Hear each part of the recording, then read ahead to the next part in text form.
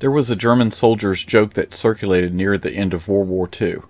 A new draftee is coming up to the front lines, and a veteran tries to explain how to recognize enemy fighters in the skies.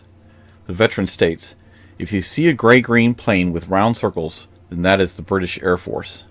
If you see a loud silver plane, that is the American Air Force. If you see a clear sky, then that is the Luftwaffe."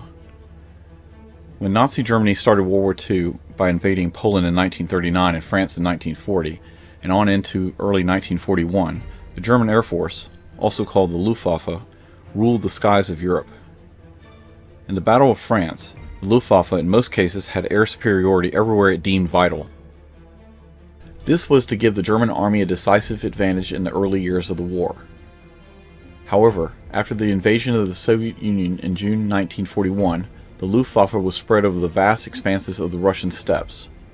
Attrition from deaths and woundings in combat of German pilots and the withdrawal of the best German pilots to defend Berlin from the incessant bombings and the buildup of fresh Allied pilots resulted in the loss of the air war over Normandy long before the landings of June 1944.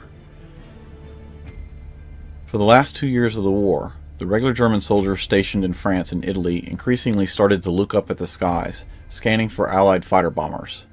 This became known as the German look, that is, an upward scanning of the far-off horizon, watching for Allied fighters.